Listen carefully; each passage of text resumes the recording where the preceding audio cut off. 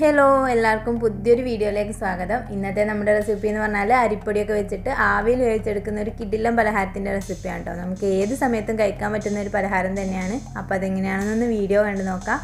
അതിൻ്റെ മുമ്പായിട്ട് നമ്മുടെ ചാനൽ ആദ്യമായിട്ട് കാണുന്നവരുണ്ടാണെങ്കിൽ വീഡിയോ ഇഷ്ടമാവുകയാണെങ്കിൽ പ്ലീസ് ഒന്ന് സബ്സ്ക്രൈബ് ചെയ്യണേ. അപ്പോൾ നമുക്ക് വീഡിയോയിലേക്ക് പോവാം. അപ്പം നമ്മൾ ഈ പലഹാരത്തിൽ നമ്മൾ അധികം ഫ്രൂട്ട്സൊക്കെ ചേർക്കുന്നുണ്ട് കേട്ടോ. അപ്പം നമ്മൾ പഴം, ഈന്തപ്പഴം, അതുപോലെ കുറച്ച് ചെറിയ കഷ്ണം ആപ്പിൾ, മാങ്ങ ഒക്കെ ചേർത്ത് കൊടുക്കുന്നുണ്ട്. അപ്പോൾ നിങ്ങളുടെ കയ്യിൽ ഏതൊക്കെ ഫ്രൂട്ട്സ് ആണുള്ളത് അതൊക്കെ ചേർത്ത് കൊടുക്കുക കേട്ടോ. അതുപോലെ ഞാൻ ഇവിടെ കുറച്ച് ഡ്രൈ ഫ്രൂട്ട്സും ചേർത്ത് കൊടുക്കുന്നുണ്ട്. അണ്ടിപ്പരിപ്പ്, പിസ്തയും ഒക്കെ ചേർത്ത് കൊടുക്കുന്നുണ്ട്. അപ്പോൾ നിങ്ങളുടെ കയ്യിലുണ്ടെങ്കിൽ മാത്രം ചേർത്ത് കൊടുക്കുക.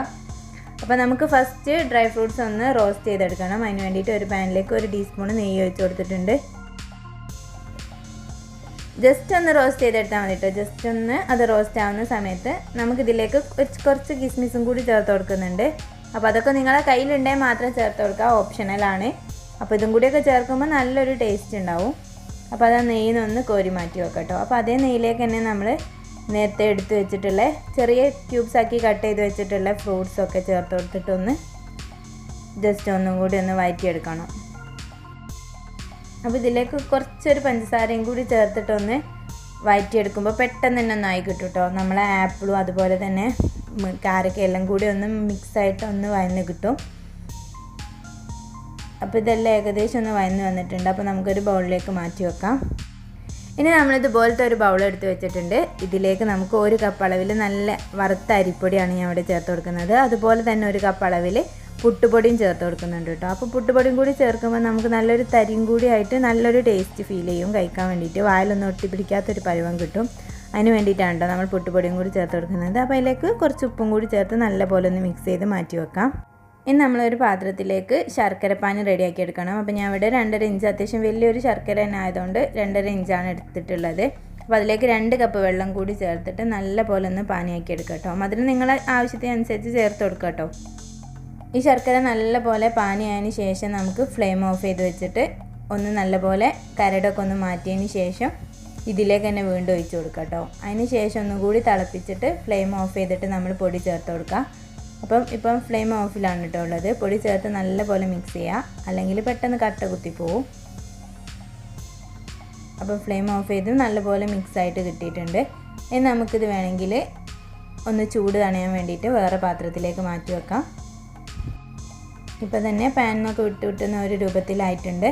ഇനി നമുക്കൊരു ബൗളിലേക്ക് മാറ്റി വെച്ചിട്ട് ചൂടൊക്കെ പോയതിന് ശേഷം ഇതിലേക്ക് ബാക്കി ഇൻഗ്രീഡിയൻസ് ചേർത്ത് കൊടുക്കുക. ഇപ്പോൾ അത് അത്യാവശ്യം കട്ടിയിൽ തന്നെ കിട്ടിയിട്ടുണ്ട് കേട്ടോ.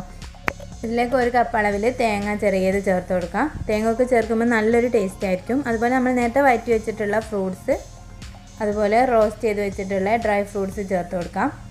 ഈ സമയത്ത് നിങ്ങളെ കയ്യിലുണ്ടെങ്കിൽ ഡ്യൂട്ടി ഫ്രൂട്ടി ഒക്കെ ചേർത്ത് കൊടുക്കുക. അപ്പോഴൊക്കെ നല്ലൊരു ടേസ്റ്റ് ഉണ്ടാവും കഴിക്കാൻ വേണ്ടിയിട്ട്. പിന്നെ നമ്മളിതിലേക്ക് കുറച്ച് ഏലക്കാപ്പൊടി ചേർത്ത് കൊടുക്കുന്നുണ്ട്. അതുപോലെ തന്നെ 1 ടീസ്പൂൺ അളവിൽ ചെറിയ ജീരകവും ചേർത്ത് കൊടുക്കുന്നുണ്ട് കേട്ടോ.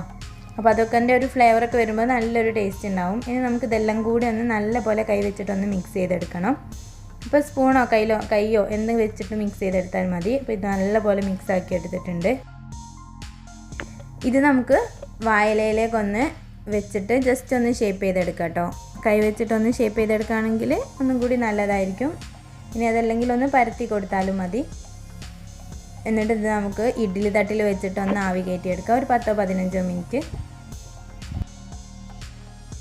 അപ്പോൾ പെട്ടെന്ന് തന്നെ കുക്കായി കിട്ടും. ഓവർ സമയമൊന്നും എടുക്കില്ല. എന്നാലും കുറച്ച് കട്ടിയിലാണ് ചെയ്യുന്നതെങ്കിൽ കുറച്ച് സമയം എടുക്കും കേട്ടോ. അതല്ലെങ്കിൽ നല്ലപോലെ നേർത്ത് പരത്തി വെക്കുകയാണെങ്കിൽ പെട്ടെന്ന് തന്നെ ആയി കിട്ടും. പായലൊന്നും കയ്യിലില്ലെങ്കിൽ കയ്യിൽ കുറച്ച് എണ്ണ തടവിയതിന് ശേഷം അതുപോലെ ഇഡ്ഡലി തട്ടിൽ കുറച്ച് എണ്ണ തടവിയിട്ട് അതിൻ്റെ മുകളിൽ ഇതുപോലെ ഒന്ന് ഷേപ്പ് ആക്കിയിട്ട് വെച്ച് കൊടുത്താൽ മതി കേട്ടോ.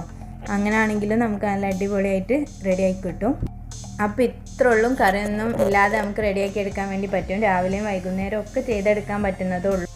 ഓവർ ഓയിലോ എണ്ണ ഒന്നും യൂസ് ചെയ്യാത്തതുകൊണ്ട് തന്നെ നമുക്ക് നല്ല ഹെൽത്തി ആയിട്ടുള്ളൊരു പലഹാരം തന്നെയാണ്. അപ്പോൾ എല്ലാവരും വീട്ടിൽ ട്രൈ ചെയ്ത് നോക്കുക. കമൻറ്റ് ബോക്സിൽ റിവ്യൂ അറിയിക്കുക. അപ്പോൾ നമ്മളെ വീഡിയോ ഇഷ്ടമായി വിചാരിക്കുന്നു. ഇഷ്ടമെങ്കിൽ ലൈക്ക് ചെയ്യേണ്ട കാര്യം മറക്കരുത്. അതുപോലെ ചാനൽ ആദ്യമായിട്ട് കാണുന്നവരാണെങ്കിൽ പ്ലീസ് ഒന്ന് സബ്സ്ക്രൈബ് ചെയ്യുകയും കൂടി ചെയ്യണേ. അപ്പോൾ അടുത്ത നല്ലൊരു വീഡിയോയിൽ കാണുന്നത് വരെ ബൈ. Thank you.